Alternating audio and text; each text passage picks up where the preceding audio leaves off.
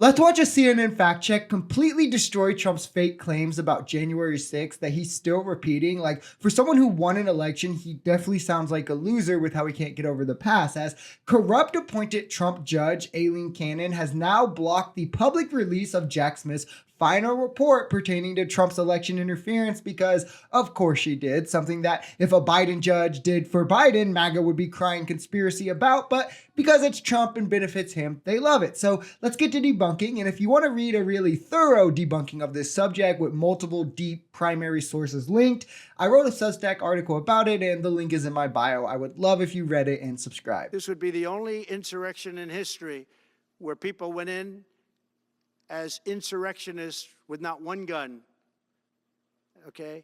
And let me tell you, the people that you're talking about have a lot of guns in their home. This not one gun thing, Dana, has been debunked for 3.5 years now, if not more. It is an out-and-out lie. Now, we'll never get a complete inventory of the number of guns brought by people to the Capitol that day because most of them were permitted to leave before later being arrested. But there have been numerous cases in which people carried guns on Capitol grounds and were convicted for it. I have a list in front of me. Mark Mazza, 2 loaded handguns on Capitol grounds, 5 years in prison. Guy Reffitt, more than 7 years in prison, carried a handgun on Capitol grounds. Christopher Alberts had a pistol during the riot, 7 years in prison. Jared Barger pleaded guilty, had a pistol there. John Banuelos charged for allegedly twice firing a pistol in the air on Capitol grounds. A Roger Preacher, pistol in his waistband. Mario Morris of Texas, convicted of having a pistol in his waistband at the Capitol. This was always one of the weirder narratives for me with how easily disprovable it is if you just follow the cases. Like, it relies on a lot of ignorance on your part to like get by using this talking point.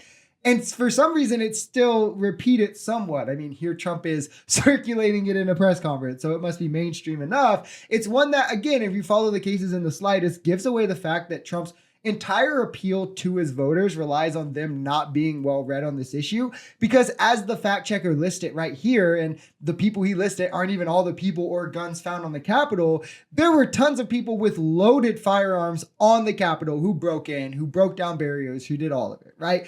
They had a noose, they had hundreds of knives, swords, explosives were found right off the Capitol grounds. Like, this idea that they weren't prepared to do damage and were just frolicking around peacefully with no weapons is just a load of shit, frankly. At the rally beforehand, Trump was literally telling people to go around the metal detector so they could get in with their firearms. Ashley Babbit was killed. She was shot. She had never been shot. She was shot for no reason whatsoever.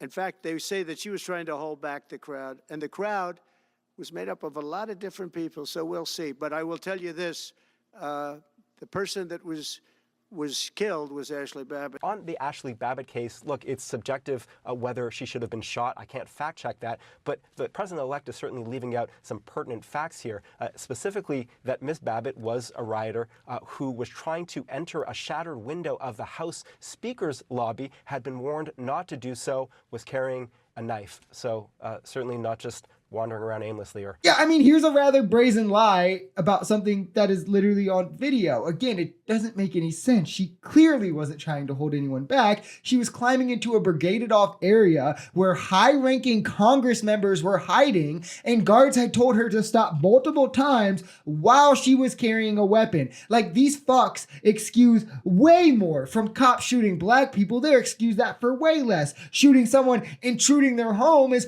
excused for way less, but because it was someone who's MAGA, who is supporting Trump, it's a step too far. Like, this is where they draw the line. And Trump knows this is bullshit because that's why he's trying to make her seem like an innocent victim of the situation rather than saying what she was actually doing. It's disgusting and pathetic. Judge Aileen Cannon, a judge who actually, he said that he had never met, even though he obviously had a very important case before her, and he appointed her to the federal bench.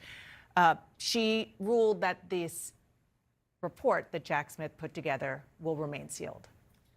And she's not the final say, I should note. We'll wait to see, Yeah. because obviously the Justice Department is going to respond to this, I would presume. Basically, this report, from our understanding, and we learned a lot from a filing that came out last night, Trump's attorneys and the attorneys of his allies / co-defendants in Florida reviewed this over the weekend. They got to go to the DOJ, go into a conference room, and actually look at this report.